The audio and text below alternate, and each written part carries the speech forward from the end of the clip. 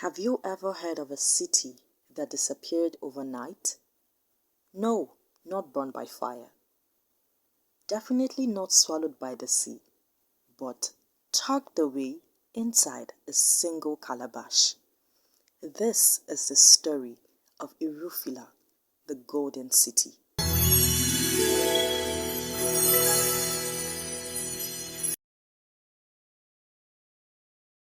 Long ago, Irufila stood proud on the hills of the west. It was a land flowing with yam porridge and palm wine. A land where goats didn't just bleat, they gossiped. A land where birds could sing Fuji in the morning and high life in the evening. Its walls were painted with red earth. Its roofs shone under the sun, and its markets never slept. People from faraway lands brought silk, salt, and stories. Children raced barefoot across the courtyards. Women sang as they pounded yam in rhythm. The men carved drums that spoke louder than voices. But there was one thing that made Irufila different from every other city. The people of Irufila never said the magic words. Not thank you, not please, not sorry, not even excuse me. Saying those words were like trying to buy akara with plain paper. Impossible, right? Anyone who dared to say them would be stared at as if they had just confessed their worst sin. One Harmattan evening, a dusty old man came to the gate. He wore a torn cloak, and in his hand he carried an old cracked calabash. The guards laughed. Hey, Baba Calabash, where do you think you are going? The old man bowed and said, I seek food and a place to rest my head. They pushed him aside. Rest your head on the ground, they said. And only after much mockery did they let him in. In the market, he begged a woman selling roasted corn. Good woman, can you spare a cob for a tired old man? The woman hissed, are you blind? Corn is for buying, not for dashing, she said. After much pestering, she finally flung one at him, more out of irritation than kindness. The old man ate, and as he ate, he watched. He noticed something strange. Not a single person in Irufila ever said the magic words. That night, he found a boy carrying firewood. Son, can you show me a place to sleep? The old man said. But the boy frowned and said, I'm not your son. Sleep in the barn if you like, but don't disturb me. The old man smiled and said, Thank you. But the boy didn't even look back. And so it was in the whole city. Not one person said their magic words. At midnight, under the pale eye of the moon, the old man placed his cracked calabash in the town square. He whispered words no one understood, and then he disappeared. The calabash began to grow, first to the size of a drum, then to the size of a hut, then bigger, until it cast a shadow over the entire city. The wind roared, the ground trembled, and before the first cock crowed, Irufila was gone. Where once stood the bustling golden city, only a giant calabash remained.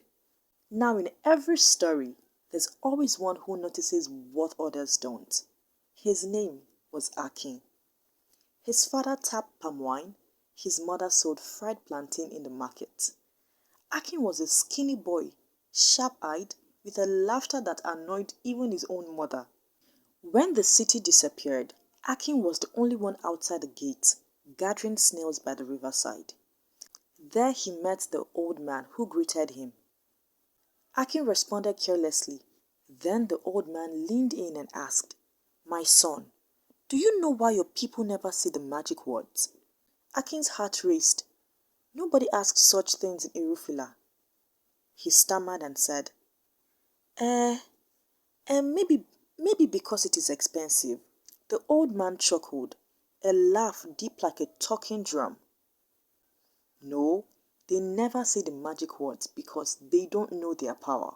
And one day, Only a child like you will teach them. Before Akin could ask more questions, the old man vanished like smoke blown by the wind. When Akin returned to the village, he found nothing. No market, no people, no laughter, no goats, not even the market square. And of course, not even his mother's voice calling his name. Only the calabash. He knocked and said, "Hello? Anybody inside?" From deep within came whispers, thousands of voices. "Akin, Akin, help us!" Akin trembled. He was a stubborn boy, but decided to travel far and wide, seeking a way to free his people. He asked the hunters. They said, "Shoot it with arrows." He asked the herbalist. They said, "Rub it with medicine." He asked the drummers, and they said, "Beat it until it cracks." But nothing worked. Finally, he met an old woman by the roadside, peeling oranges, and he said, "Grandmother, my city is trapped inside a calabash. How do I free them?" The old woman smiled, showing teeth like broken shells. "My son, every calabash opens the same way, by lifting its lid. But this one, this one listens before it opens. Have you tried saying your magic words?" Akin scoffed and said, "Magic words? That old nonsense."